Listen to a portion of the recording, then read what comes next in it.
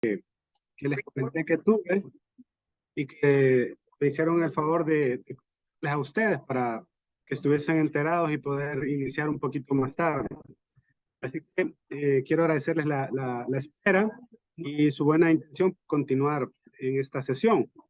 En este caso, vemos que en el momento únicamente hay 3 estudiantes conectados. Sin embargo, para efecto de poder hacer viable la sesión y todo lo que tenemos programado, se recuerdan que de las actividades que evaluadas para esta fecha era precisamente que tuviesen la posibilidad de exponernos una sentencia de la Corte Interamericana de Derechos Humanos respecto a los temas que nosotros estamos viendo de personas que se encuentran en condición de vulnerabilidad. Así que vamos a realizar la tarea tal cual la teníamos señalada. Entonces, vamos a hacerlo por orden de aparición que se me refleja aquí en la pantalla. Vamos a comenzar entonces con la licenciada Zenia, que nos pueda hablar del caso que investigó. Buenas noches. Buenas noches, licenciada, gusto de saludarla. Gracias igual. Buenas noches también compañeros y maestros. Solo le pido permiso para poder compartir pantalla porque hice como un mapa mental para poderme guiar y explicarles así la sentencia que me tocó. Vaya, permítame. Quiero ver. Entendería, no sé si la Sí se puede ingeniera nos compartir. puede ayudar. Se puede compartir, que pruebe porque sí, sí puede. Entonces dice que sí se puede. Está bien ahorita.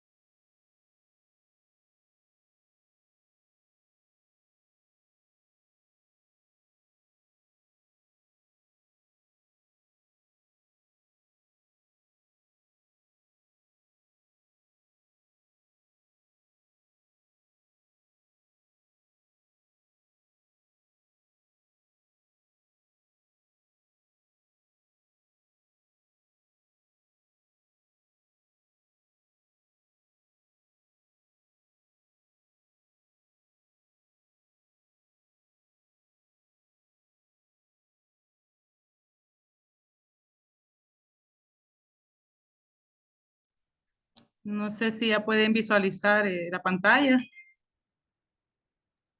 Vemos su pantalla, estimada, pero vemos su escritorio donde abrió las carpetas. No vemos la presentación. Ahorita tengo un poquito de problemas, pero ahorita lo voy a hacer.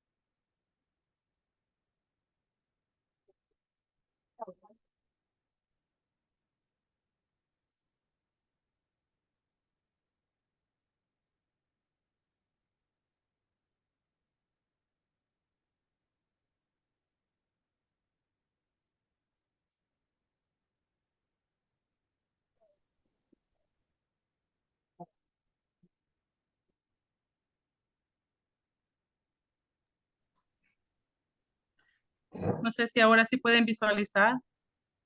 Sí, se mira. De acuerdo. El caso que me tocó es el caso Contreras y otros versus El Salvador. En el contexto de los hechos, les voy a relatar un poco cómo sucedieron, así de forma breve. Los hechos se desarrollaron en el marco del conflicto armado interno que vivió El Salvador, ¿verdad? Y la desaparición de estos niños sucedió entre 1981 y 1983. ¿Verdad? En ese entonces se dio inicio a varios ataques sin discriminación por parte de los militares, ¿verdad? A la población civil. Y una de las estrategias que utilizaban los militares era sustraer a los niños y separarlos, ¿verdad? De las familias para poderlos entrenar o cambiarle la ideología, ¿verdad? Y además de eso, cuando eran sustraídos durante los operativos militares, frecuentemente los niños eran apropiados por parte de los jefes, de los jefes militares, quienes los incluían en sus senos familiares, los adoptaban, otros eran utilizados para trabajo agrícola, otros niños eran utilizados para oficios domésticos. ¿Verdad? Y aparte de eso, también los niños eran víctimas del tráfico también ilegal. Eh, Durante esas adopciones de los niños y en esos procesos ilegales, también lo que hacían era que alteraban las identidades de los menores, ¿verdad? Y eran registrados como hijos e hijas de otras personas. Dentro de las víctimas de este caso tenemos a los hermanos Contreras. El 25 de agosto de 1982 se dio una invasión, se llamaba Invasión Anillo, y durante esta invasión, Gregoria Herminia, Serapio Cristian y Julia Inés, Gregoria de 4 años, Serapio Cristian de 1 y Julia Inés de 4 meses de edad, fueron raptados por los militares mientras la familia huía de ese operativo. Según la versión de la mamá, estaban subiendo un monte para huir de los militares y solo llevaba en brazos a la niña de 4 meses. Los niños iban corriendo y cuenta la versión de la madre que los niños se quedaron atrás y ella pudo ver cómo alaron del pelo a Gregoria, que era la niña de 4 años, y también a Serapio Cristian. La niña Julia, de 4 meses, se le cayó de los brazos y quedaron perdidos en el monte. Lo último que supieron de ellos es que habían sido tomados por los militares, y nunca más se supo de los niños, se desconoce el paradero. Hasta en el 2006, que la Asociación Pro Búsqueda logró identificar a Gregoria Herminia. Esta niña fue registrada en la Alcaldía Municipal de Santa Ana con otros apellidos, ¿verdad? Y le cambiaron la identidad, ¿verdad? Y fue registrada con otros datos falsos. De los otros hermanitos de ella no se conoce aún su paradero. También dentro de este caso están las niñas Ana Julia y Carmelina, que también cuando se ejecutó la masacre del Mozote, en un operativo, las Fuerzas Armadas ingresan a la casa de ellas, y matan a los familiares. Las niñas de 14 y 7 años se esconden debajo de una mata de huerta, según las declaraciones que se dieron en la sentencia. Pero lastimosamente, cuando salen ellas del escondite, ven muertos a sus familiares y otra tropa también las intercepta y se las llevan. La última vez que las vieron fueron cerca de una iglesia, ¿verdad? Pero eran custodiadas por unos militares y hasta el momento tampoco se conoce su paradero. También tenemos el último caso de José Rubén Rivera, de 3 años de edad, que también pues los soldados de la Quinta Brigada de Infantería, siempre en un operativo militar en el Cantón La Joya, la familia era perseguida por ellos, ¿verdad? Por los militares. Mientras huían, según las declaraciones de los familiares, la mamá le entrega a José Rubén Rivera y a 2 de sus hermanos a un sobrino para que dirijan a los niños en un caballo, ¿verdad? Para poder huir y esconderse. Pero lastimosamente, también fueron vistos por los soldados, quienes decidieron llevarse a José Rubén y dejaron perdidos a los otros 2 niños en el monte. Hasta la fecha tampoco se conoce el paradero de José Rubén Rivera.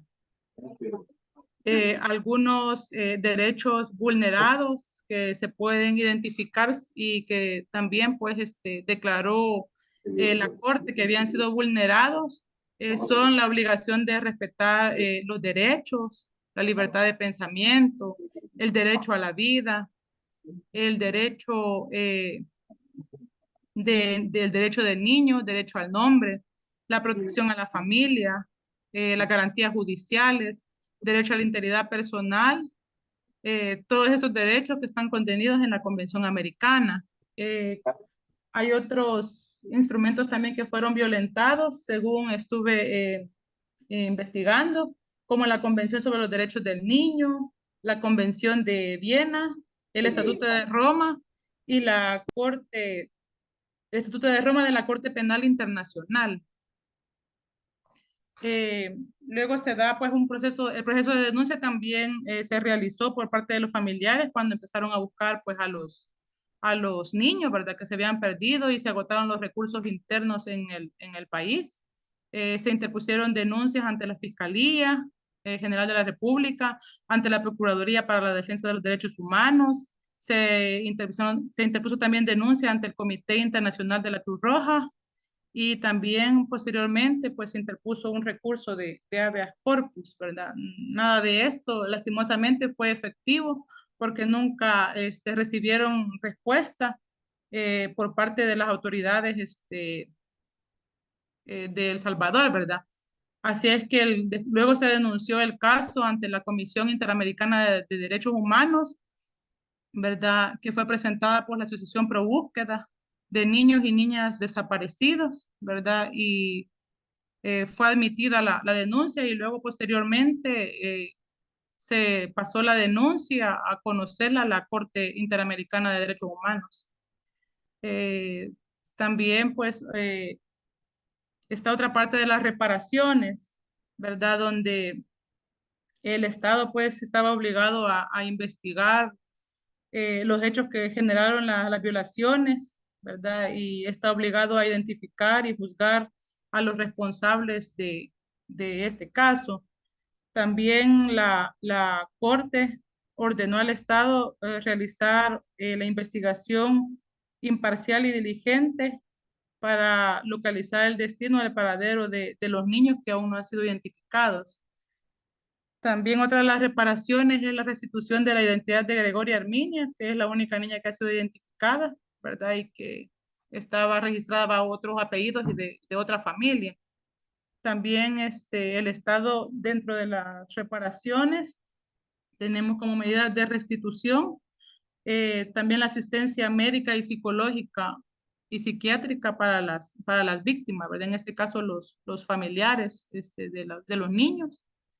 Dentro de las medidas de satisfacción está también la publicación y difusión de la sentencia, porque así lo ordenó la Corte, un acto público de reconocimiento de la responsabilidad internacional por parte del Estado y también designación de las escuelas con los nombres de las víctimas. Dentro de la garantía de no repetición, también se condenó al Estado a poder tener acceso público a los archivos estatales para poder ayudar a la comisión a quien se le delegó que investigara, ¿verdad? Los casos de los niños que aún no han sido encontrados. También se tenía que realizar una distribución y transmisión audiovisual del documental, ¿verdad? Donde el Estado diera a conocer a través de los canales nacionales, ¿verdad? Sobre el modo en que se operó en ese entonces por parte de las Fuerzas Armadas y que generaron la desaparición de los niños y niñas. También pues ahí se condenó al Estado a la indemnización compensatoria por daño material e inmaterial que se le causó a las víctimas.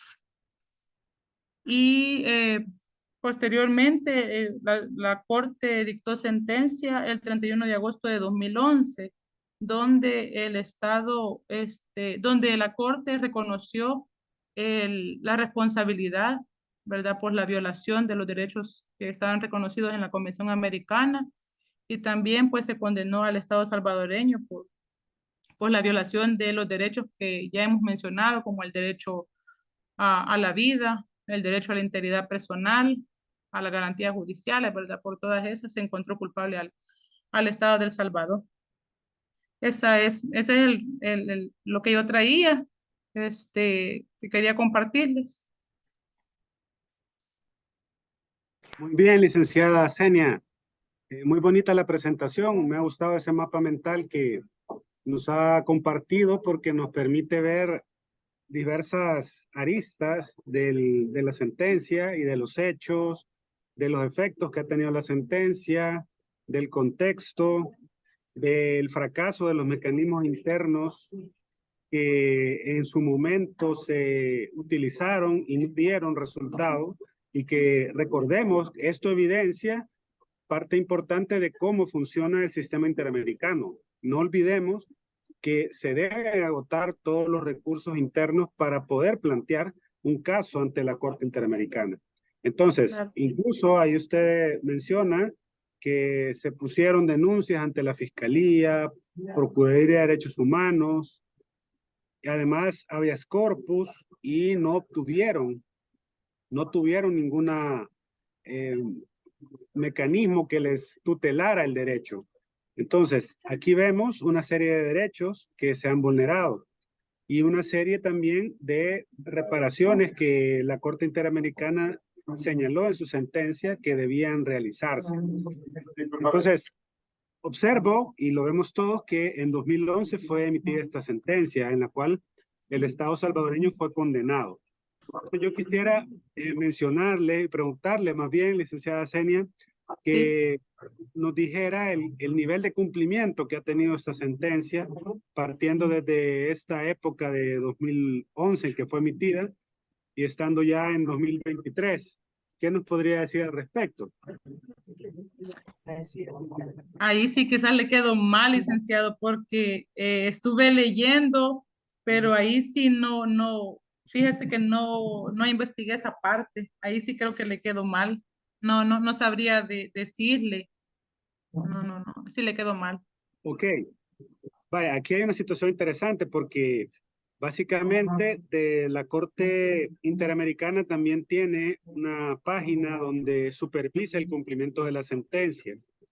Entonces, en este último informe que ha dado la Corte Interamericana, este informe de 2022 señala que fueron prácticamente 15 medidas las que fueron establecidas en su momento en la sentencia, y ha habido avances bastante importantes en el cumplimiento de ella, como por ejemplo identificación y localización de algunas de las víctimas y entrega de los restos a sus familiares, ¿verdad? Eso también era una de las que se estaba ordenando que el Estado debía efectuar y se ha realizado.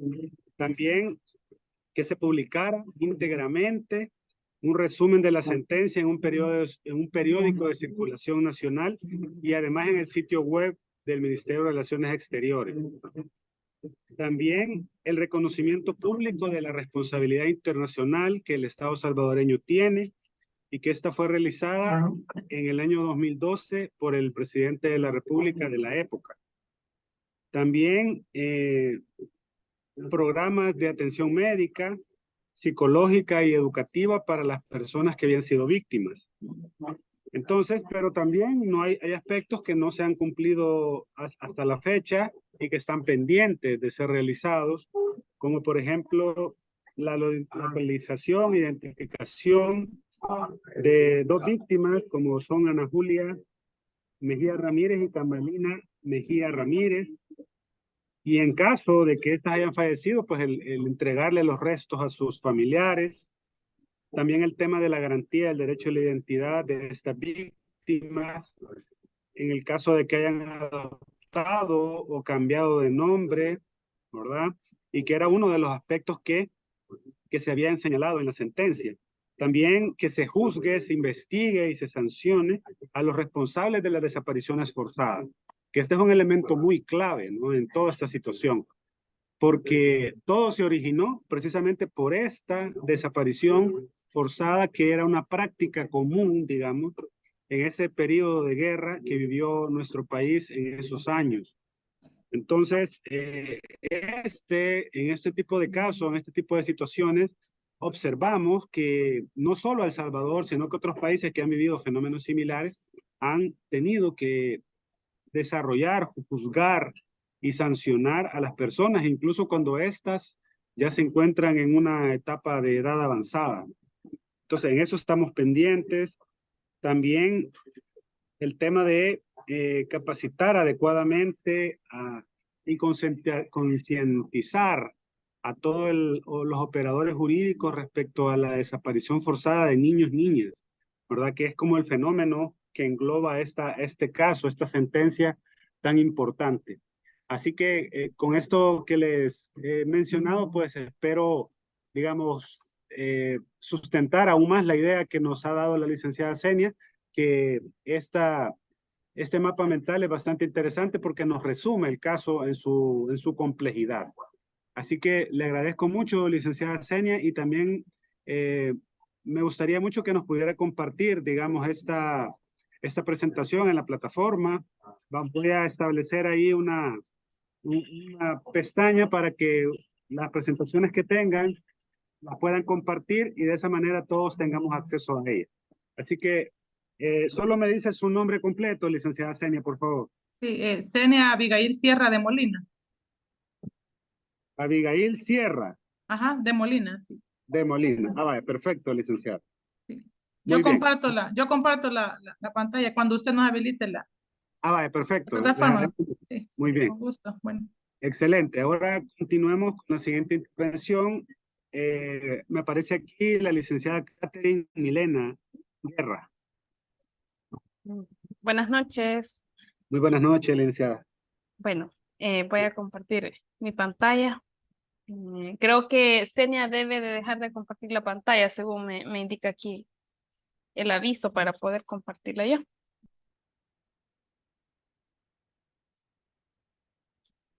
Gracias.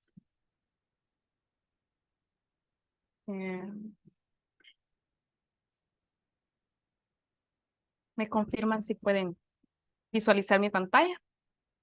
Sí, se mira. Sí. Se mira muy bien. Bueno, en mi caso, una pequeña presentación también para que podamos visualizar la información y mientras voy explicando o comentando, mejor dicho, ¿verdad? El contenido de este caso. El caso que fue asignado a mi persona es el caso Fornerón e hija versus Argentina. En este caso, las víctimas fueron Leonardo Aníbal Javier Fornerón y M, ¿verdad? Que fue el nombre que le dieron a la niña, ¿verdad? Por cuestiones de protección y demás. Así es como se le nombra en el resto del caso y de la sentencia, ¿verdad? Y el estado demandado fue Argentina. La fecha de remisión del caso a la corte fue el 29 de noviembre del 2010 y la audiencia se llevó a cabo casi un año después, el 11 de octubre del 2011. Los hechos realmente fue un periodo bastante largo desde el 2000 hasta el 2011, ¿verdad? Que fue la sentencia, pero he tratado de resumírselos en estos seis apartados principales, ¿verdad? De hechos. Y partimos del 16 de junio del año 2000 con el nacimiento de la niña, ¿verdad? Cabe destacar que el señor Leonardo, pues era el padre de esta niña y él había tenido una relación anteriormente, ¿verdad? Con su pareja, de apellido Enríquez, no recuerdo ahorita el nombre. Y lo que sucedió fue que al momento en el que ella pues se dio cuenta que estaba embarazada, no le comentó a su pareja, ¿verdad? En este caso al señor Fornerón sobre su estado de embarazo, sino que terminaron la relación y él hasta posteriormente por un familiar cercano o un amigo en común, fue que se enteró que ella estaba embarazada. En el momento en el que él se enteró, ella ya tenía 5 meses de embarazo y él decidió pues consultarle si el hijo o la hija era de él y ella insistía en que no, ¿verdad? Entonces fue hasta, bueno, en esta fecha, en el 16 de junio, que la niña nació. Ella la entregó a un matrimonio que en el caso lo llaman matrimonio BZ, en términos de guarda provisionario con fines de que ellos adoptaran a la niña, ¿verdad?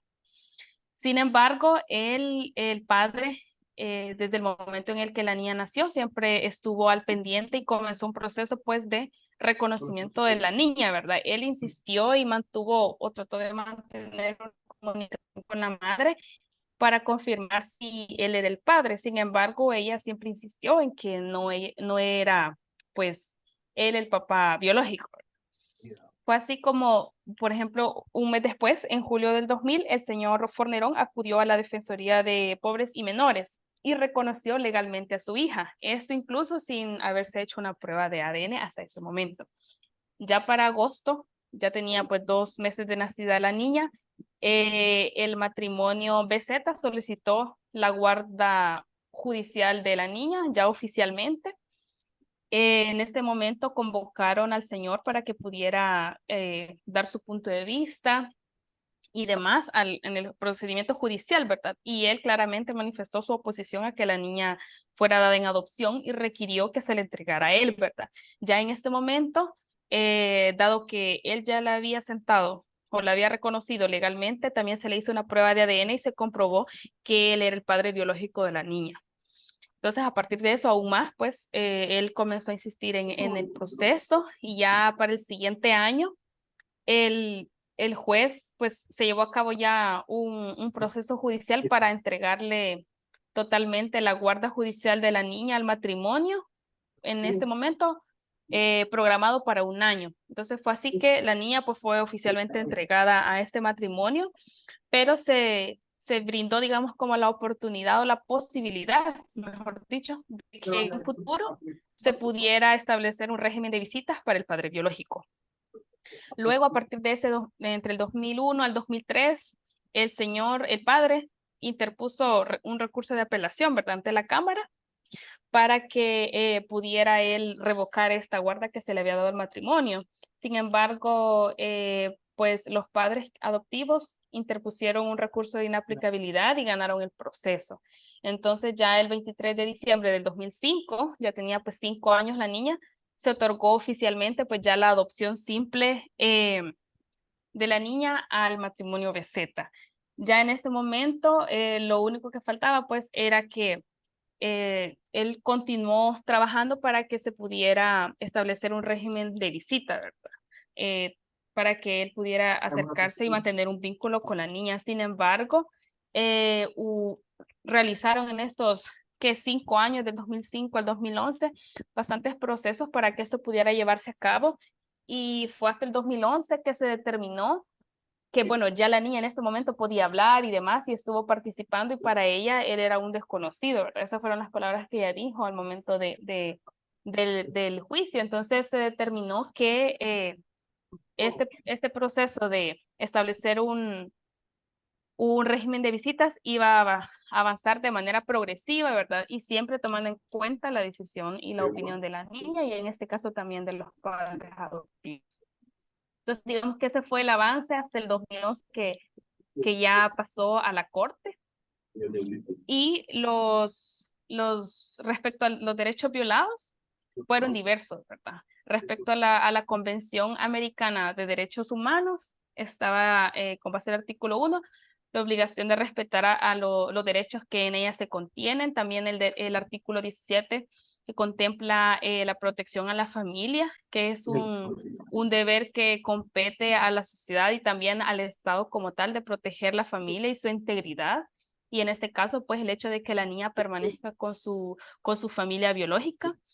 También el artículo 19, que define el derecho de los niños y las niñas, que en este caso hace referencia específicamente al deber del Estado adoptar medidas especiales o medidas de protección con base a esa condición especial de los niños y niñas de estar en, pues, ser menores de edad, ¿verdad? Que fue algo que se consideró que fue un derecho que se les violentó, ¿verdad? Que no se especificaron estas medidas de protección para el desarrollo integral en este caso, de la niña. También se violentó el deber de adoptar disposiciones de derecho interno, esto principalmente referente al aspecto de que más adelante se tenía la idea, habían indicios de que la madre había dado a la niña como objeto de intercambio de una retribución económica. Entonces, en este aspecto, el Estado de Argentina no había en su código penal y las otras leyes, ¿verdad? Competentes, no había tipificado este tipo de delito y no estaba penalizado. Entonces, dado que Argentina estaba suscrito al protocolo facultativo de la Convención de los Derechos del Niño referente a la venta de niños, prostitución infantil y uso en la pornografía, y además también la Convención Americana de Derechos Humanos, la Convención sobre los Derechos del Niño, por tanto no estaba cumpliendo con su deber de adoptar su derecho interno a las disposiciones que acá se determinaban. Y luego también se violentaron los derechos de protección judicial y garantías judiciales, eso principalmente en lo referente al cumplimiento de un plazo razonable, ¿verdad? Para aplicar la ley, que eso lo voy a ampliar más adelante. Luego también se violentaron algunos derechos que están contemplados en la Convención sobre los Derechos del Niño, como por ejemplo el del artículo 8, el derecho a preservar su identidad. Aquí hace referencia también a su identidad, a su nacionalidad, a conocer su origen y todo lo demás que el maestro pues ya nos ha explicado bien en el módulo anterior. También el artículo 9 de la obligación estatal de velar porque el niño no sea separado de sus padres, que obviamente pues en ese caso no fue priorizado. También el reconocimiento de obligaciones comunes de los padres en la crianza y el desarrollo de los hijos, porque aquí claramente, y eso fue algo que se resaltó mucho y que a mí me llamó la atención, y es el hecho de que incluso la Corte consideró que la resolución que se dio en aquel momento de dar a la niña en adopción y no con su padre biológico había sido pues influenciado por ideologías culturales y con base a estereotipos, el hecho de que no se consideraba que el padre, por ser un hombre soltero, no tener una familia, no tener una esposa y otros hijos, no era capaz de él hacerse cargo de su hija. Entonces, en ese sentido, se violentaba pues este reconocimiento de obligaciones comunes, ¿verdad? Que tanto el padre como la madre, un hombre o una mujer pueden criar perfectamente a su hijo o hija.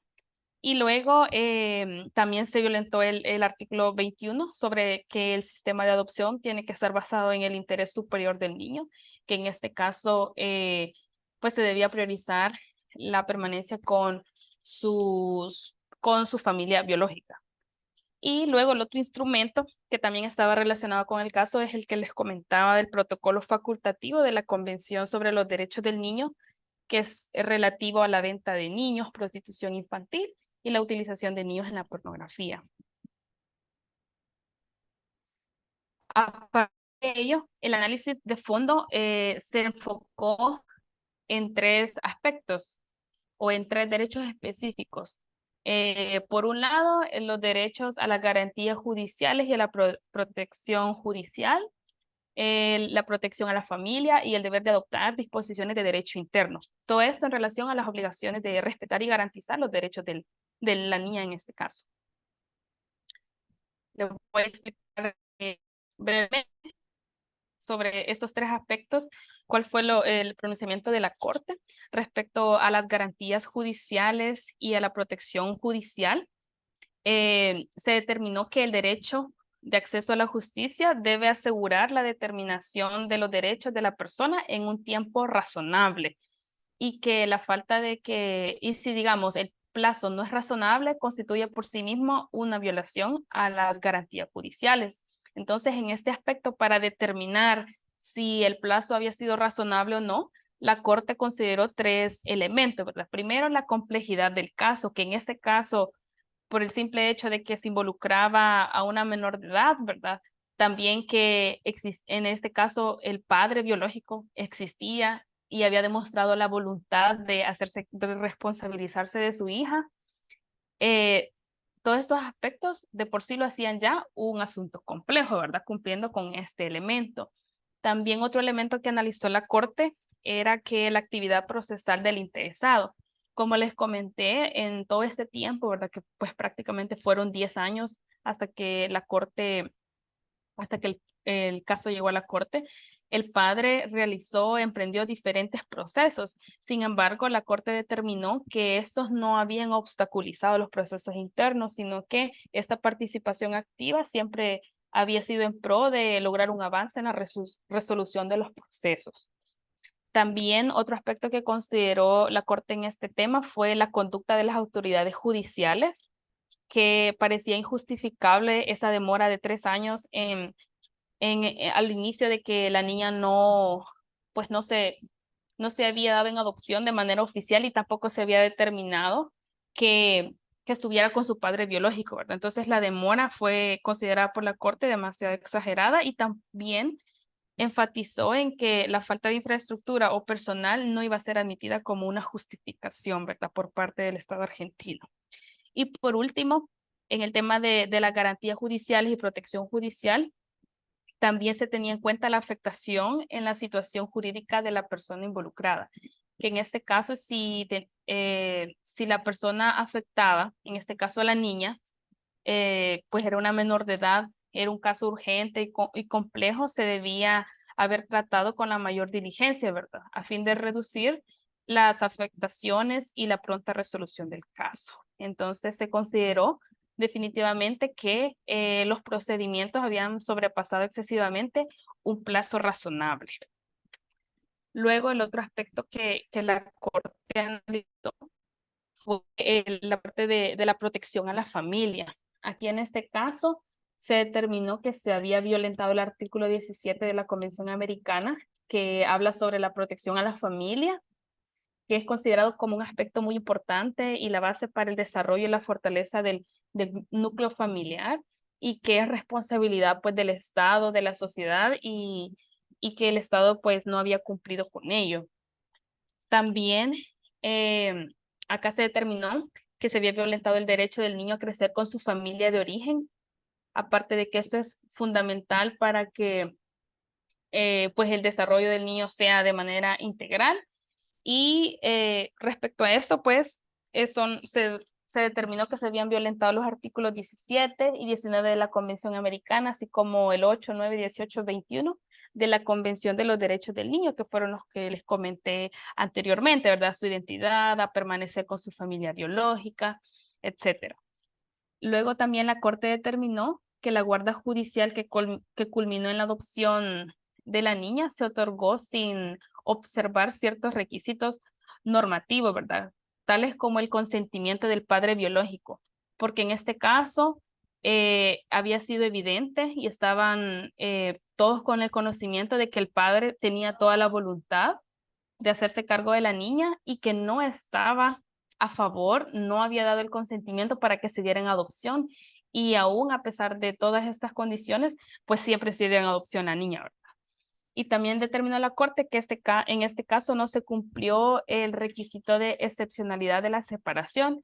En esto se refiere a que se determina que la separación de su familia biológica en todo caso debe ser la última opción, ¿verdad?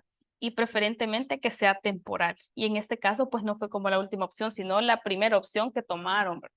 Entonces determinó la Corte que definitivamente no se había protegido este derecho a la protección a la familia. Y por último, el último aspecto que analizó la Corte fue el deber de adoptar las disposiciones del derecho interno.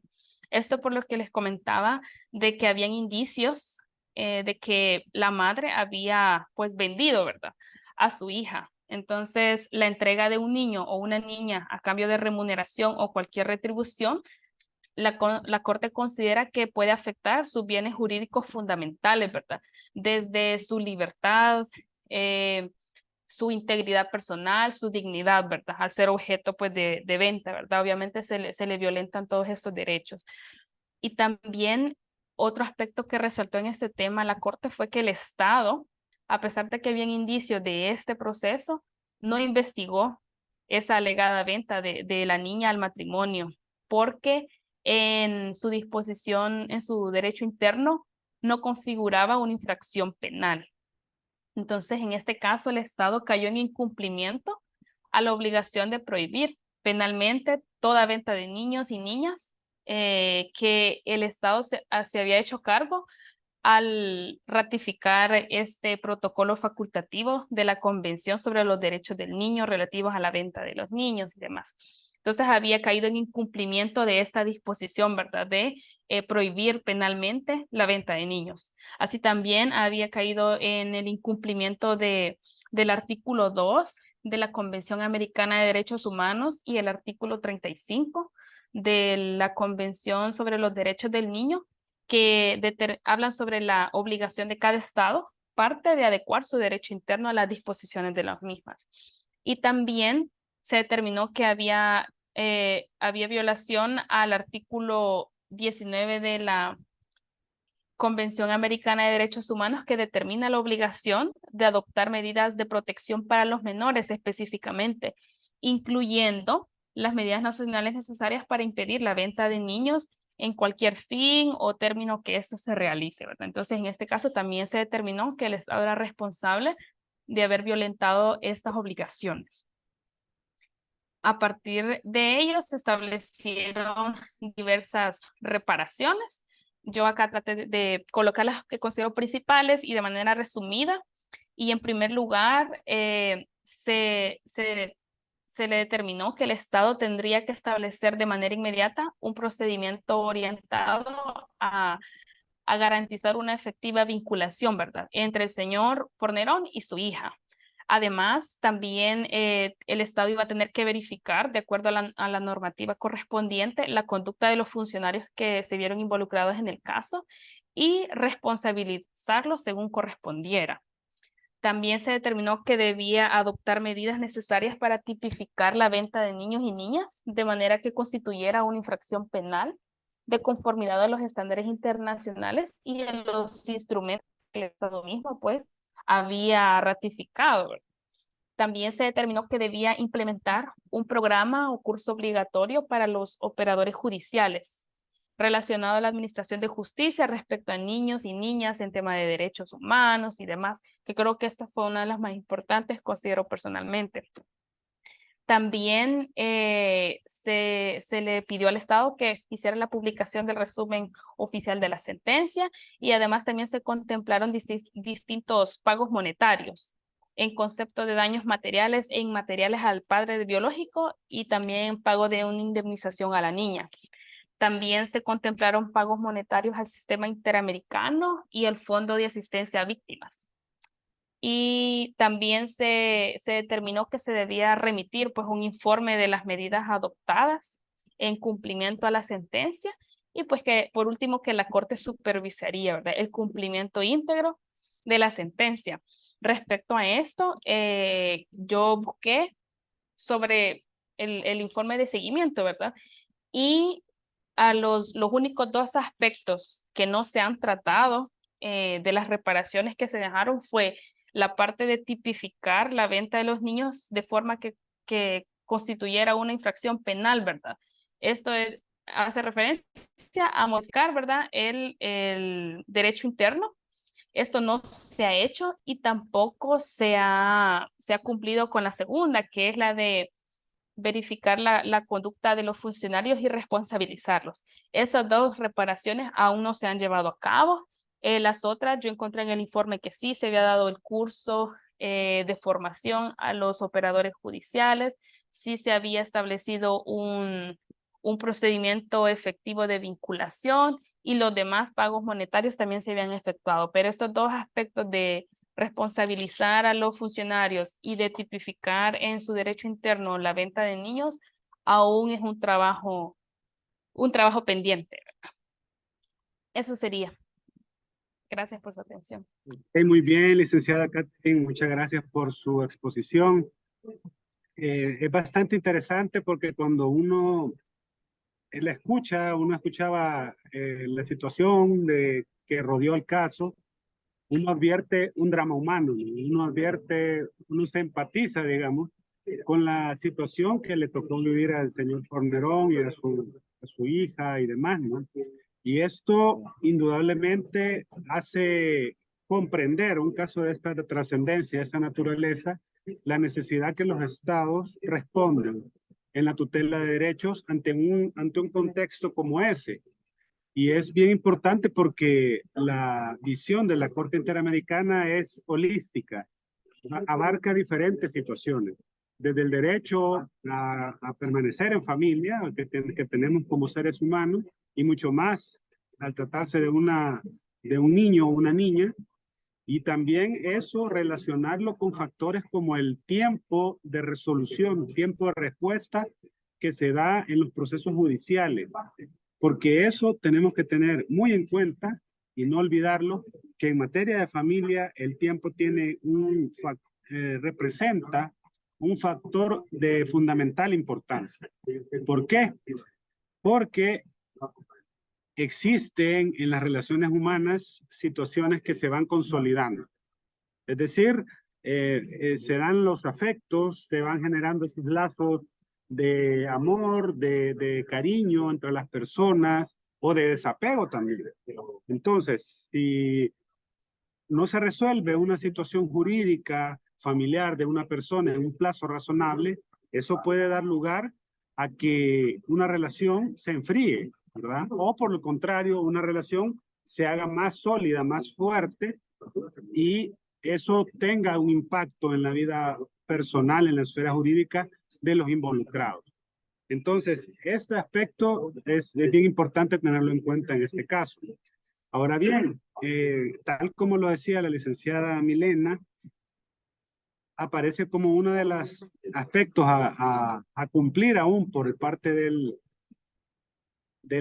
Estado condenado en esta sentencia, es el tema de tipificar la venta de niños como una como un delito que responda a los estándares internacionales en este tema. Y es curioso porque precisamente meses atrás, ahora en este tema de la campaña política de la República Argentina, ha estado en debate ese tema, ¿verdad? Incluso hay un candidato por ahí que estaba un poco, digamos, apoyando que eso podría darse si existe una libertad en, en ese tema, ¿verdad? Básicamente de la venta de niños. O sea, una situación un poco descabellada y totalmente fuera de lugar, pero ha estado en el debate de la política argentina. Entonces, precisamente por los aspectos que también lo ha señalado la licenciada. Muy bien.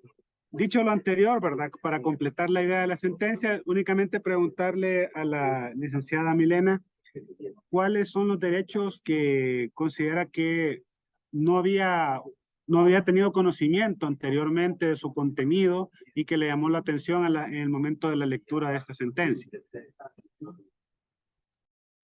Gracias. Sí, creo que el que más bueno, en el caso de la Convención sobre los Derechos del Niño, sí, estuve leyéndole, eso me ayudó bastante y también creo que profundizar en cuanto a este derecho de las garantías judiciales, ajá, garantías judiciales y protección judicial, que yo pensé que hacía referencia a, a otro aspecto como más general, ¿verdad? Que se nos respetaran los procesos según lo establecido, pero también tiene bastantes aristas, ¿verdad?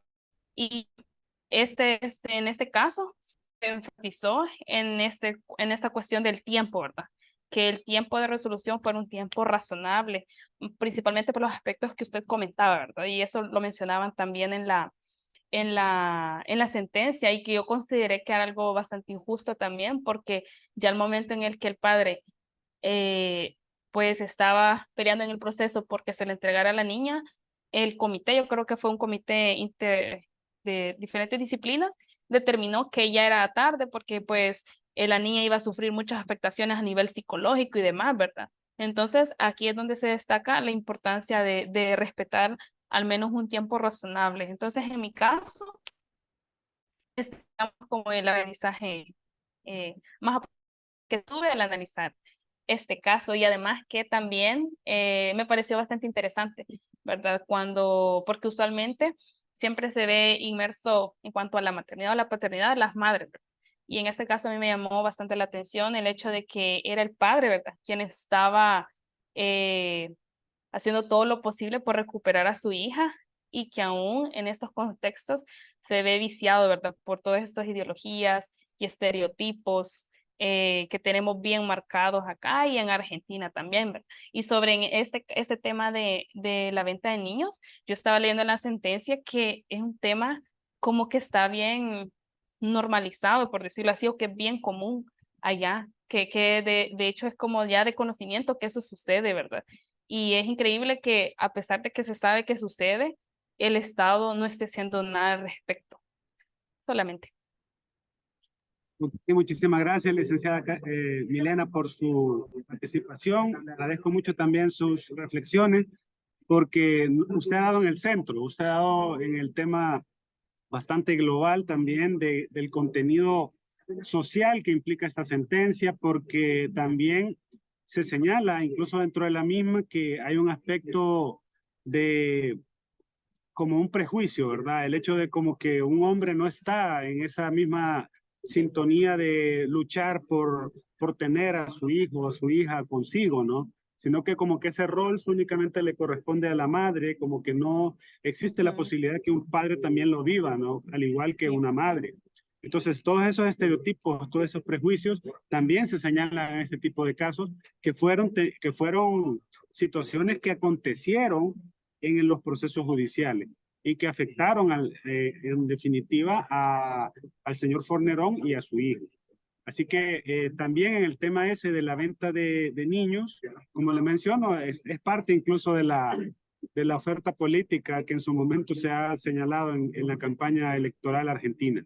Así que me alegra mucho que haya visto interesante la sentencia y espero que de igual manera al resto de asistentes pues les haya generado este impacto, porque ese es el objetivo, ¿no? El objetivo es de que ustedes conozcan este tipo de sentencias relevantes de la Corte Interamericana y que tienen que ver con los temas que estamos desarrollando.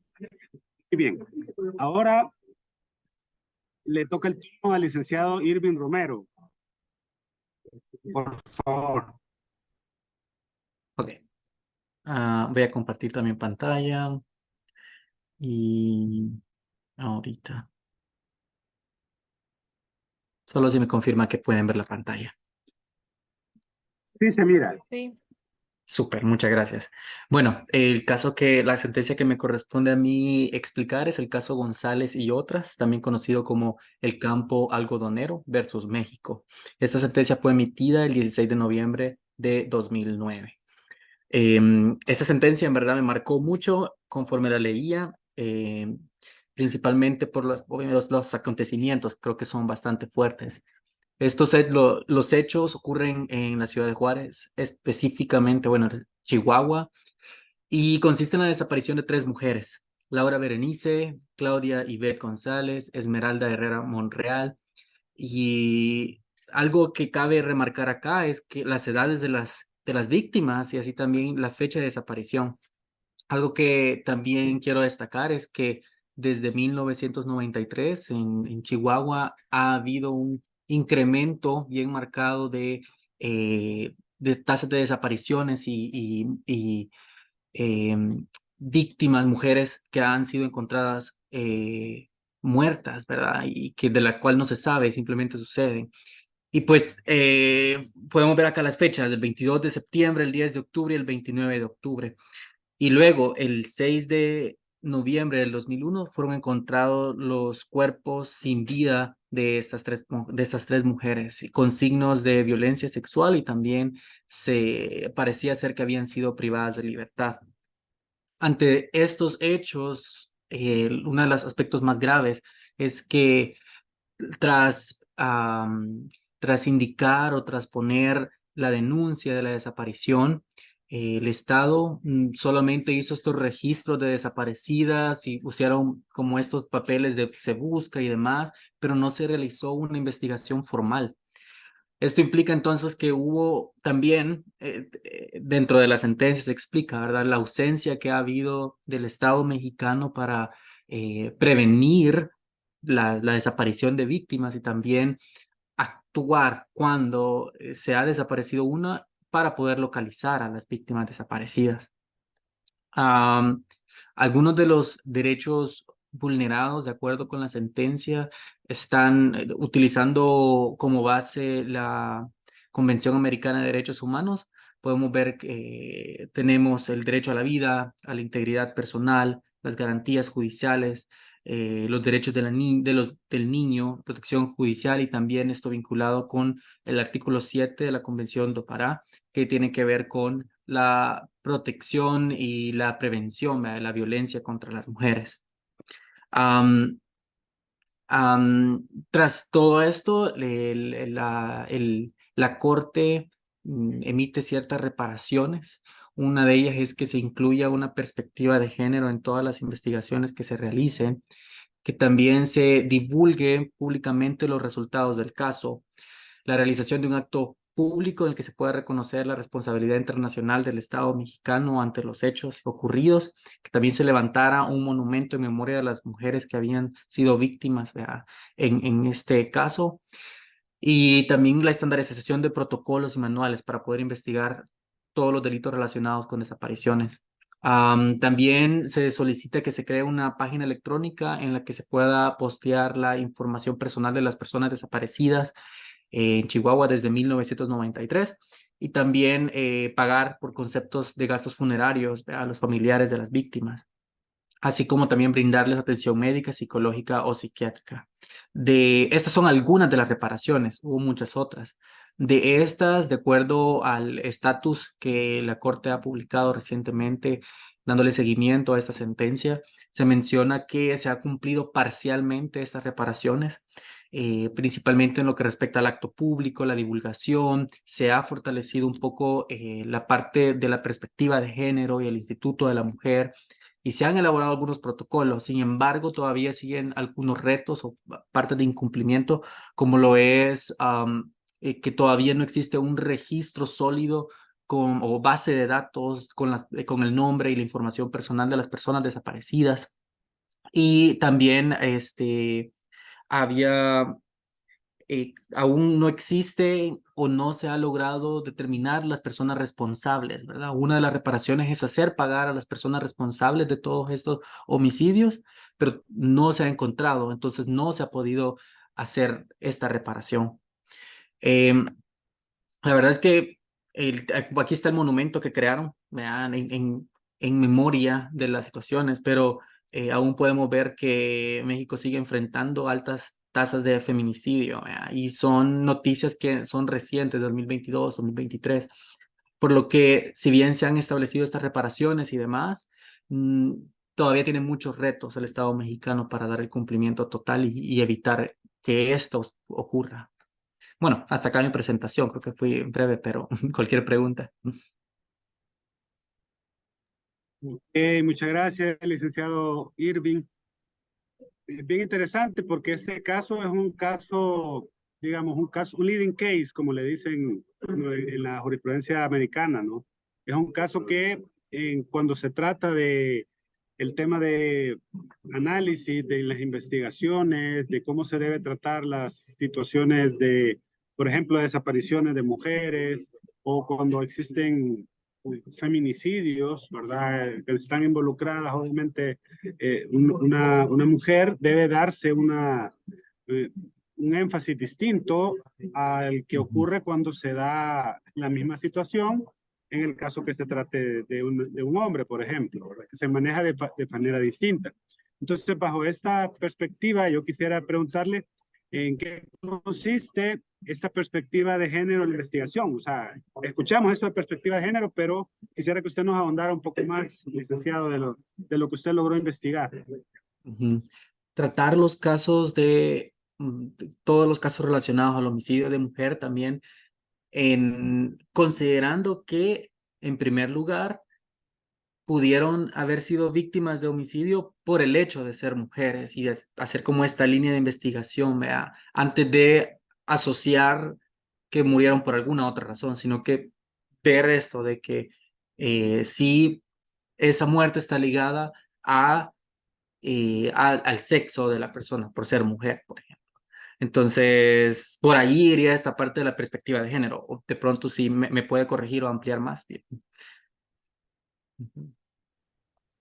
Es que, digamos, la perspectiva de género, así como usted lo menciona, tiene que ver con un énfasis, con un aspecto que se le va a diferenciar respecto a otro tipo de investigaciones, sobre todo cuando se debe investigar si dentro de los móviles que han dado lugar a un determinado delito está una situación de género, es decir, si la violencia generada ha sido en razón de que la persona era mujer.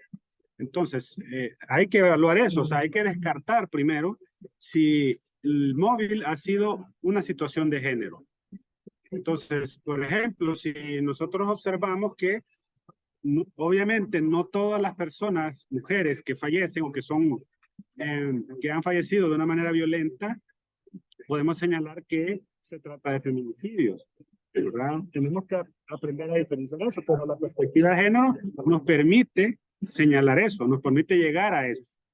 Entonces, básicamente, eso nos va a dar como los pasos a seguir para descartar que ha existido ese móvil o por lo contrario, confirmarlo.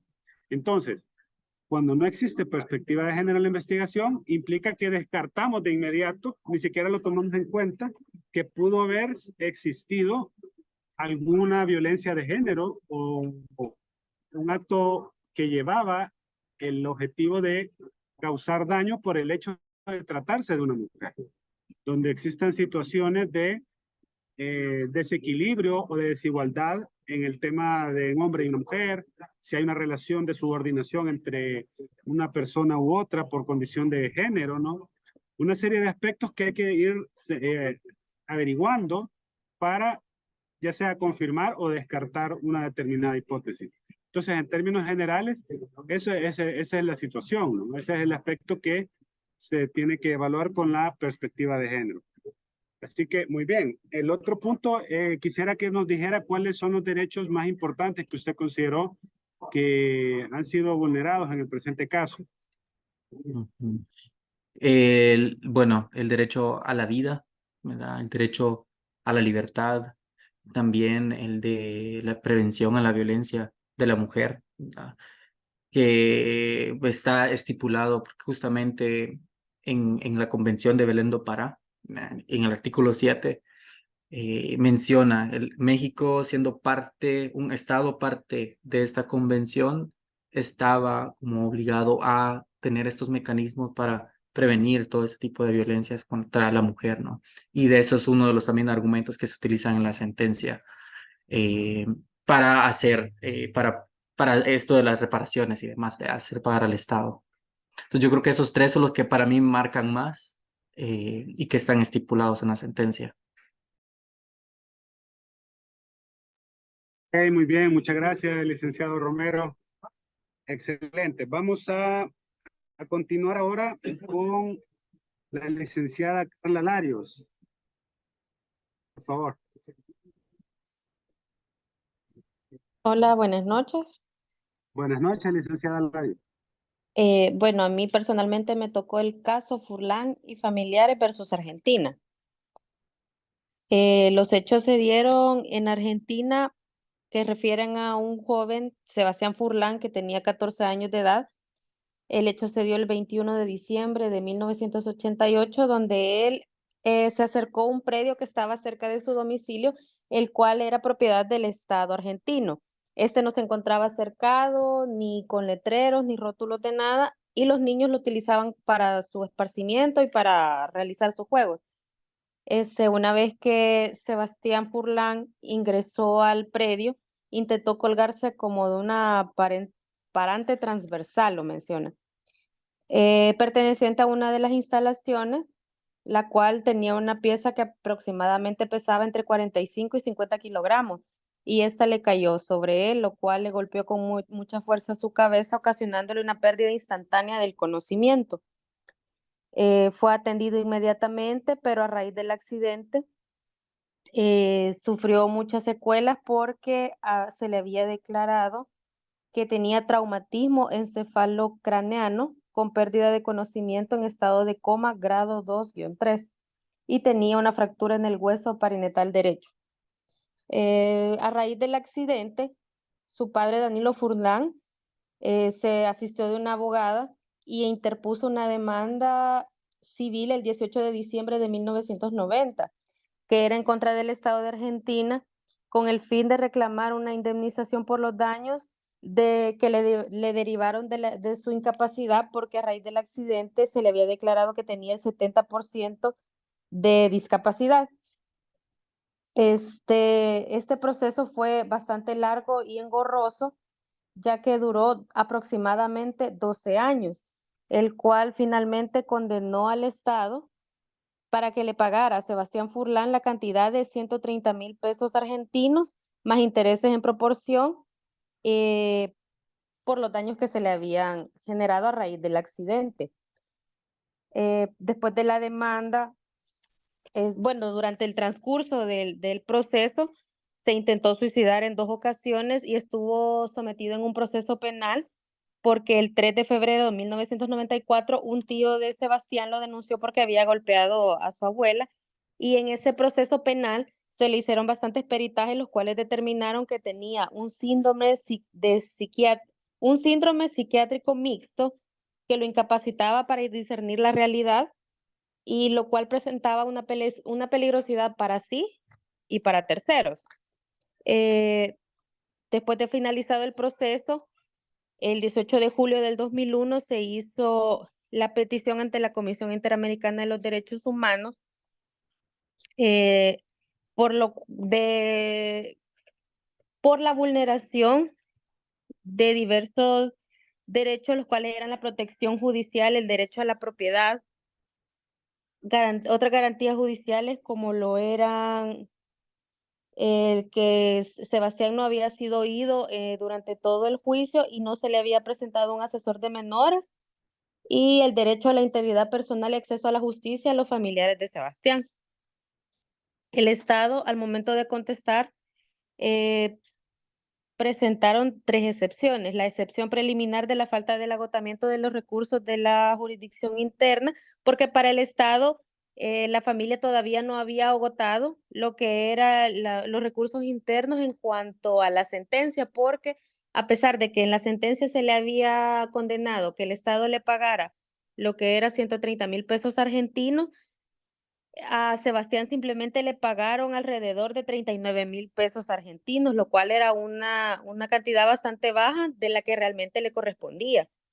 Se declaró otra excepción de incompetencia en razón de materia de la Corte Interamericana para considerar que los argumentos relativos a las consecuencias por la aplicación de la Ley 23.982 del régimen de consolidación de deudas. Y también interpusieron la excepción relativa a la violación de los derechos de defensa del Estado argentino durante la sustanciación del caso ante la Corte Interamericana. A partir de todas estas excepciones, la Corte realizó lo que era realizó el análisis del caso, hicieron consideraciones previas, los cuales eran acerca de los derechos de niñas y niños y con personas con discapacidad, porque ellos solicitaban que a Sebastián se le considerara un niño hasta los 21 años, porque en ese momento la ley ya había cambiado y se declaraba mayores de edad a partir de 18 años, pero cuando ocurrieron los hechos en 1988, se declaraban mayores de edad a partir de los 21 años. Por lo que Sebastián, al momento de su accidente, era un niño que posteriormente, a raíz de ese accidente, le desencadenó que fuera un adulto con discapacidad en su futuro. Luego de eso se habló del plazo razonable, ya que para la Corte Interamericana fue demasiado el tiempo que se tardó el proceso civil en resolverse, ya que habían pasado alrededor de 12 años, ya que el caso dio inicio el 18 de diciembre de 1990 y concluyó hasta el 12 de marzo del 2003. eran exactamente 12 años y 3 meses aproximadamente, por lo que se hizo un análisis para determinar si realmente existía existía una razón para ese plazo y se utilizaron para determinar esta razonabilidad la complejidad del asunto, la actividad procesal del interesado, la conducta de las autoridades judiciales y la afectación generada en la situación jurídica de la persona involucrada, por lo que el Estado declaró que no podría justificarse una razón de complejidad del asunto, por lo que no tenían justificación alguna para que el proceso haya durado alrededor de 12 años y que la conducta de las autoridades judiciales no puede depender únicamente de la iniciativa procesal, porque ellos decían de que la parte actora no le daba mucho impulso al proceso y por eso se retardaba. Además, la autoridad judicial no había procurado una forma diligente para que los plazos procesales se cumplieran y el tribunal consideró también que el Estado no había demostrado la demora prolongada, porque una demora prolongada por 12 años, porque no era atribuible la conducta de las autoridades y además que todo esto tenía un carácter irreversible, porque todo el retraso que se dio del proceso había traído obviamente un retraso a la indemnización que realmente necesitaba y que tampoco Sebastián había adquirido lo que era un tratamiento médico digno, porque era una familia también de escasos recursos y este tipo de tratamientos pudo haberle brindado a él lo que era una mejor calidad de vida. Por lo que la Corte Interamericana estableció que realmente se había vulnerado el derecho a las garantías judiciales y que no había existido un plazo razonable dentro del procedimiento civil. Hablaron también acerca de la protección y el derecho a la propiedad, ya que realmente la Corte consideró que la ejecución de la sentencia que concedió la indemnización no había sido completa ni integral, ya que, por lo que mencionaba anteriormente, que de los 130,000 pesos realmente solo se le habían entregado 38,000 pesos argentinos, por lo que el monto era excesivamente menor al que realmente se había ordenado. Y además que la sentencia que se le otorgó a Sebastián no había sido efectiva y había tenido desprotección judicial del mismo porque no se había cumplido la finalidad que era de proteger y resarcir los derechos que se le habían vulnerado a raíz del accidente.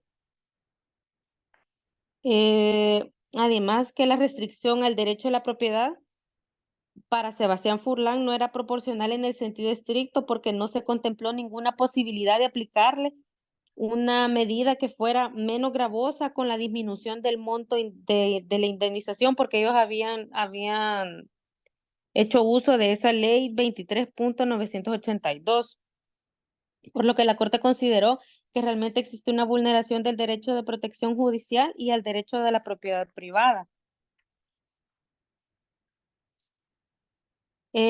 Otras garantías judiciales que se vieron afectadas había sido el derecho de ser oído a Sebastián Furlan y la no participación del asesor de menores en el proceso civil, ya que había quedado comprobado en el expediente de que Sebastián Furlan había comparecido personalmente 2 veces al juzgado y en ninguna de esas oportunidades había sido escuchado. Y hacían relación al artículo 12 de la Convención sobre los Derechos del Niño, que establecía que el niño tenía derecho a expresar su opinión libremente en todos los asuntos que a éste le afectaran. Y además que se había observado que el asesor de menores nunca había sido notificado por el juez del proceso civil mientras Sebastián era un menor de edad, ni posteriormente cuando éste ya cumplió la mayoría, por lo que la Corte concluyó que se vulneró el derecho a las garantías judiciales establecidas. Y también se vulneró el derecho a la integridad personal y acceso a la justicia de los familiares, ya que la Corte consideró que a raíz del accidente sufrido y todo el tiempo que transcurrió del proceso civil, eso tuvo un impacto psicológico en el núcleo familiar conformado por Danilo Furlan, Susana Fernández, Claudio Furlan y Sabina Furlan, quienes eran los padres y los hermanos de Sebastián. Este impacto generó obviamente una angustia y una desesperación permanente para la familia, por lo que terminó quebrantando los lazos familiares. Además de eso, que ellos no contaron con la asistencia para desarrollar un mejor apoyo a Sebastián después del accidente, por lo que esto tuvo efectos negativos en su desarrollo y funcionamiento familiar. Es por ello que la Corte consideró probada la desintegración del núcleo familiar, así como el sufrimiento padecido por los integrantes como consecuencia de la demanda en el proceso civil, la forma en la que se ejecutó la sentencia y los demás problemas que tuvo Sebastián a la hora de recibir un acceso a una rehabilitación adecuada. Por lo tanto, se vio violentado el derecho de la integridad personal y el derecho del acceso a la justicia. La Corte hizo una serie de reparaciones, las cuales eran que el Estado debe brindar la atención médica, psicológica o psiquiátrica gratuita y de forma inmediata y adecuada y efectiva a través de instituciones públicas de salud especializadas a las víctimas que así lo solicitaran. El Estado también debe conformar un grupo interdisciplinario, el cual, teniendo en cuenta la opinión de Sebastián Furlan, determinaría las medidas de protección y asistencia que serían más apropiadas para su inclusión social, educativa, vocacional y laboral. El Estado debe realizar las publicaciones indicadas, de las indicadas en la sentencia, en cuanto a las excepciones preliminares, fondos, reparaciones y cosas, en un plazo de 6 meses, que se contó a partir de la notificación de la sentencia. Así también que el Estado debía adoptar medidas necesarias para asegurar que al momento de que una persona diagnosticada con graves problemas o secuencias relacionadas con discapacidad, se le entregara a la persona o su grupo familiar una carta de derechos que resuma de forma sintética y clara los beneficios que contempla la normativa argentina. Y así también que el Estado, dentro del plazo de 1 año contado a partir de que fue notificada la sentencia, debería de haber rendido un informe al tribunal sobre las medidas adoptadas para cumplir a la misma. Y también en la misma sentencia se establecía de que, bueno, Sebastián Furlan, a pesar de su discapacidad, él había formado su familia y recibía como una pensión por su discapacidad la cantidad de $859.44. Y también recibía una pensión de $880 por un hijo que él tenía también con discapacidad, y recibía otra pensión de $220 por otro hijo que era menor de edad, pero que no poseía ninguna incapacidad mental ni física.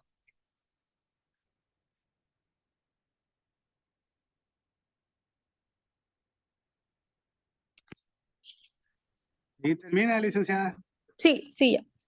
Vale, ok, muy bien. Muchas gracias por su aportación al explicarnos esta sentencia. Aquí es importante reflexionar un par de aspectos.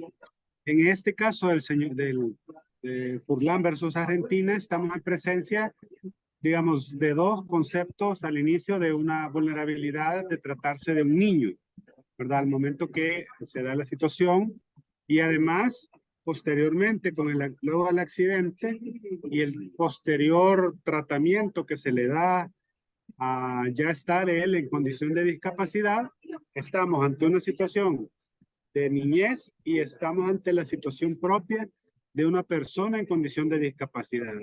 Y cómo se enfrenta ante toda una serie de situaciones que menguan su calidad de vida. Que también la Corte Interamericana explica dentro de esta sentencia en qué consiste la discapacidad y cuál es el rol del Estado ante las personas en condición de discapacidad.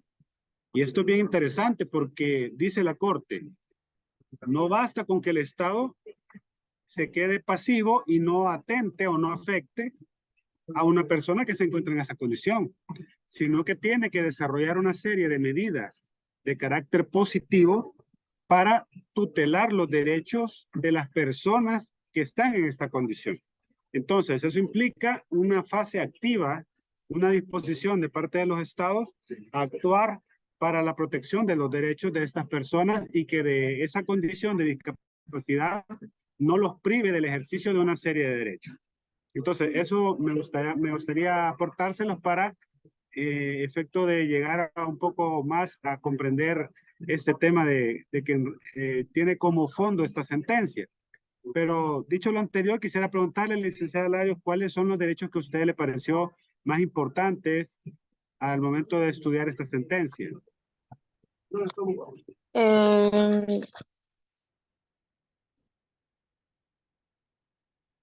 Para mí fue uno de los más importantes, el derecho a su integridad personal y a sus derechos que tenía como niño al momento del accidente, porque realmente a él, aunque realmente era un niño de 14 años al momento de su accidente, y cuando él su papá interpuso la demanda, él se tuvo que haber garantizado su participación en el proceso, porque él ya tenía entendimiento, tenía habla, a pesar de que él tenía su discapacidad a raíz del accidente. Y además de eso, que fue también para mí muy importante el derecho a la propiedad privada, porque no se le entregó en su totalidad lo que se había condenado en un inicio, sino que ni siquiera era el 50% de lo que le correspondía. Ok, muy bien, licenciada Lore, gracias por su participación.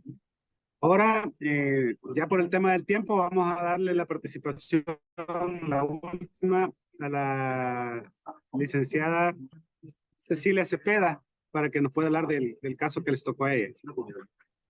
Gracias, ya voy a compartir, me preocupó, dije ya no pasé yo.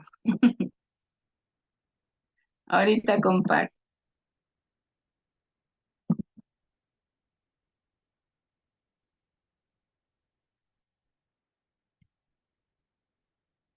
Me avisan si pueden ver mi pantalla. ¿Qué se logra ver? Gracias. El caso que me tocó es el caso Masacre Plan de Sánchez versus Guatemala. Este caso tiene dos sentencias. Una sentencia de fondo el 29 de abril de 2004 y una sentencia de reparación el 19 de noviembre de 2004. El caso se refiere a la responsabilidad internacional del Estado de Guatemala por la masacre de 268 personas en la aldea Plan de Sánchez, así como por la falta de investigación y sanción de los responsables. Los hechos sucedieron cuando se estaba desarrollando en el municipio de Rabinal, en la región de Guatemala. Ahí queda la aldea Plan de Sánchez. La zona es habitada predominantemente por pueblo indígena maya, pertenecientes a una comunidad lingüística llamada Achi. Y desde 1982 el ejército mantuvo una fuerte presencia en la zona. Un domingo 18 de julio, siempre del año 82, se desarrollaba el día de mercado en Rabinal.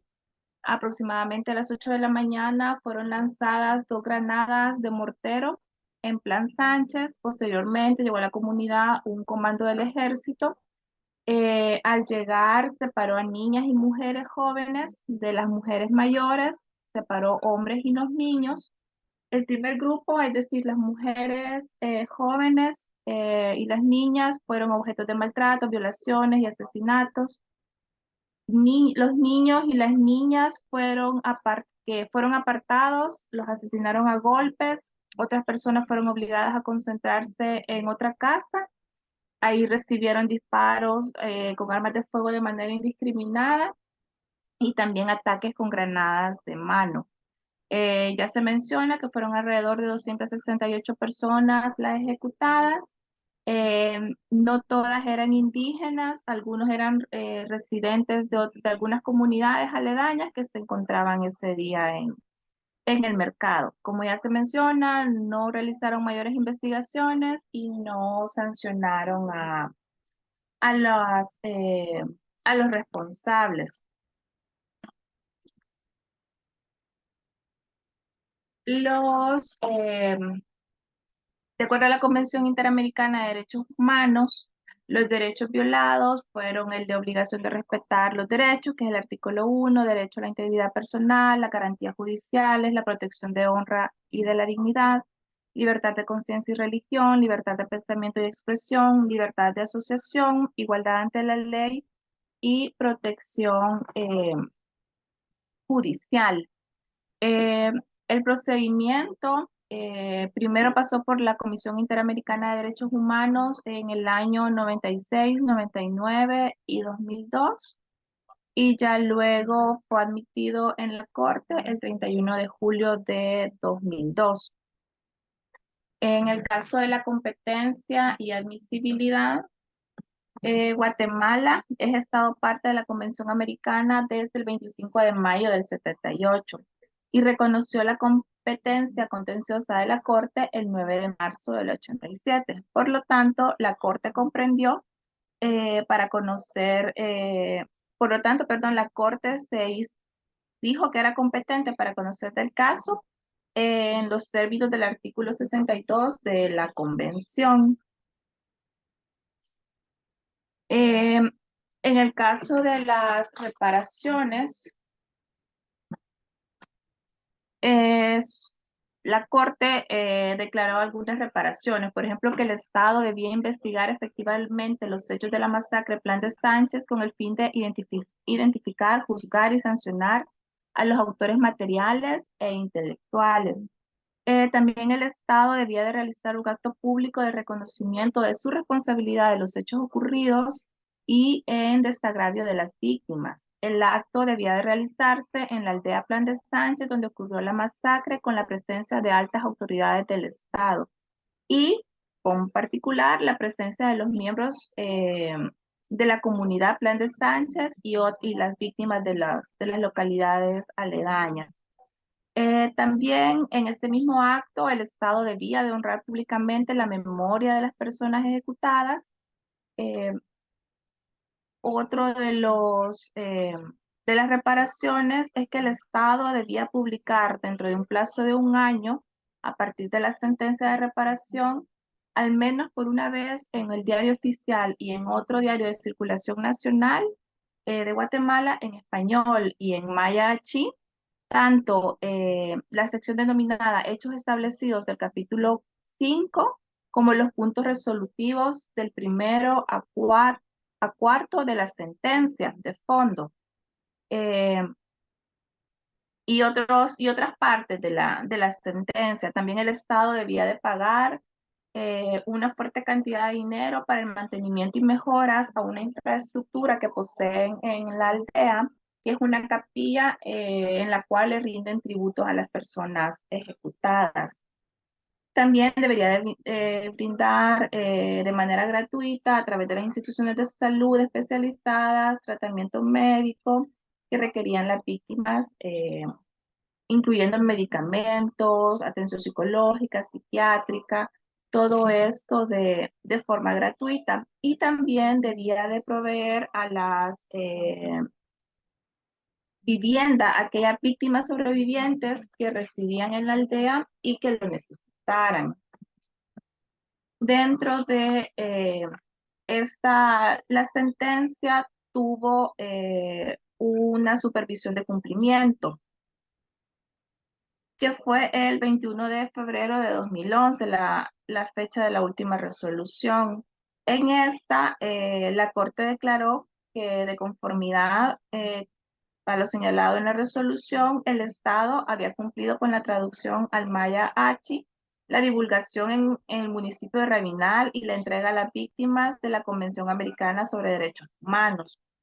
Que había dado cumplimiento parcial en lo pertinente a desarrollar en las comunidades afectadas programas referentes al estudio y difusión de la cultura maya achí en las comunidades afectadas a través de la Academia de Lenguas Mayas. Pagar a los sucesores de la señora Lucía Cesam la totalidad de la indemnización fijada por la Corte. También a la señora Natividad Morales una totalidad de la indemnización. Que al supervisar el cumplimiento integral de la sentencia emitida en el caso, los representantes, el Estado y los representantes habían puntos pendientes, todavía no habían identificado ni investigado para sancionar a los autores. No había el abordaje del tratamiento médico ni psicológico. Entonces la Corte resuelve de que, pues sí, ¿verdad? Vuelve a requerir que el Estado adopte las medidas necesarias para dar pronto cumplimiento a lo mandado y también a solicitar un informe al Estado indicando las medidas adoptadas para las reparaciones, entre otras, ¿verdad? me llama la atención en en este caso y la sentencia, el tema de lo parecido con el tema de la masacre del Mozote, ¿verdad? Y en este caso, lo que yo alcancé a leer, no identifiqué en la sentencia medidas en el tema educativo. Y, por ejemplo, en las sentencias en algunas de las sentencias recientes para el Estado de El Salvador, sí mandan acciones en el tema de la continuidad educativa para las víctimas o los familiares de las víctimas. Pero en este caso no logré identificar una reparación en en el tema educativo, solamente. Ok, licenciada Cepeda, muchas gracias por explicarnos esta sentencia. Es interesante lo que usted mencionó al final también respecto a que le recordó, usted menciona el caso del Mozote, ¿verdad? Y le recordó eso precisamente porque comparten ciertas características y es el hecho de tratarse de lo que se considera un genocidio, ¿verdad? En este caso tiene sus tintes particulares porque se trata de una comunidad indígena maya que fue prácticamente masacrada por agentes del ejército y que eso tiene unas implicaciones bien importantes dentro del contexto de los derechos protegidos por la Convención Americana. Se recuerdan que en la sesión anterior hablábamos un poco del derecho a la identidad cultural que tenemos y estos pueblos originarios definitivamente la tienen y es responsabilidad del Estado conservar y mantener y proteger esa identidad de estos grupos, ¿verdad? No excluirlos, no discriminarlos, mucho menos generar ataques como el que ocurrió en este caso, que fue efectuado por el ejército del país vecino. Así que es sumamente interesante el estudio de estas sentencias precisamente porque se evidencia los dramas humanos, refleja las sociedades violentas en que hemos vivido, esas sociedades donde ha habido poco respeto a la ley, poco respeto a los derechos humanos y definitivamente se refleja en este tipo de casos, que al final la Corte Interamericana, a pesar que, como todos sabemos, se tarda mucho en resolver, finalmente al hacer estas sentencias, esto implica una serie de efectos jurídicos para la mejora de este tipo de situaciones y que se eviten.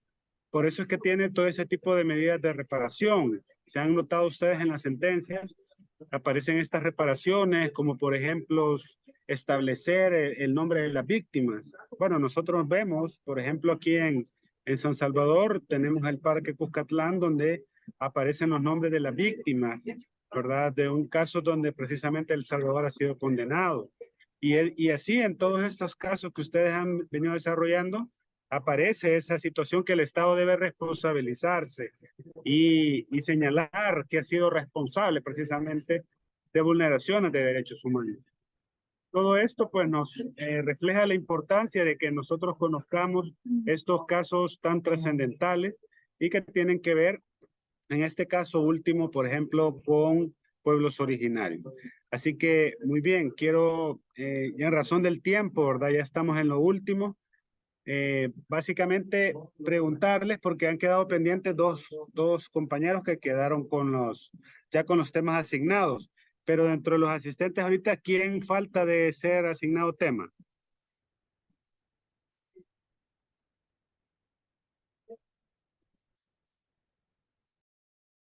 Ciada Escobar. Muy bien, permítanme. ¿Quién más? Solamente usted. Creo que hay más.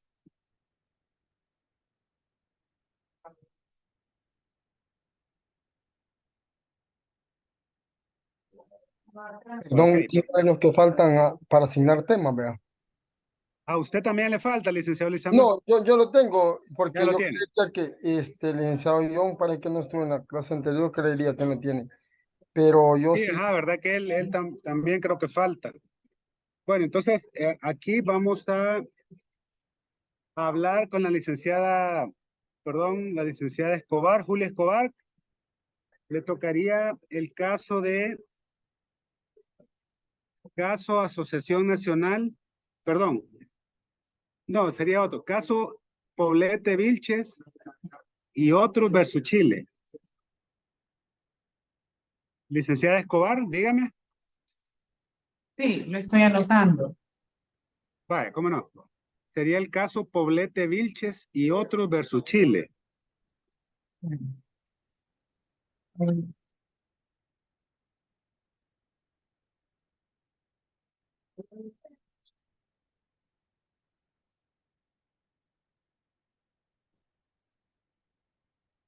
Caso Poblete Vilches y otros versus Chile. La licenciada Julia Escobar le tocaría el caso Ximénez López versus Brasil. Entonces, el primero que dijo Paulette Vilches versus Chile, ¿de quién sería? Porque pensé que De será la mío. licenciada Carla, la licenciada Carla Escobar. Perdón, Eli, porque no pensé que era de Julia. Yo no lo anoté. Espera, que con el apellido creo que se han confundido. Sí, ajá, entonces Vaya, el mío ok. sería. El suyo, licenciada Carla Escobar, sería Ajá. Poblete Vilches y otros versus Chile. Carla Escobar. Y la Ujú. licenciada Julia Escobar sería caso Ximénez López con X. Ximénez López versus Brasil.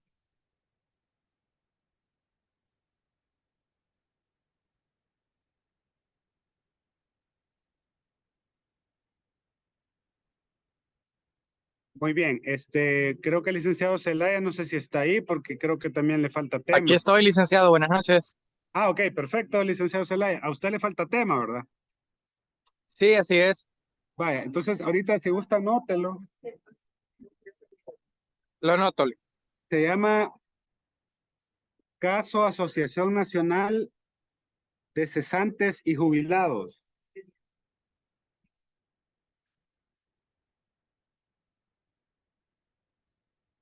Caso Asociación Nacional de Cesantes y Jubilados, Superintendencia Nacional de Administración Tributaria. Superintendencia Nacional de Administración Tributaria versus Perú.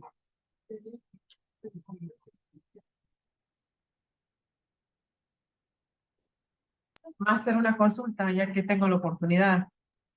Gracias, Alex.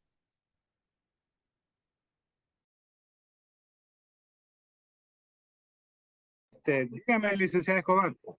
No estuve en la clase anterior y no sé la verdad si dio prórroga para la tarea anterior, porque si no la dio, yo no la he entregado. Y quería saber.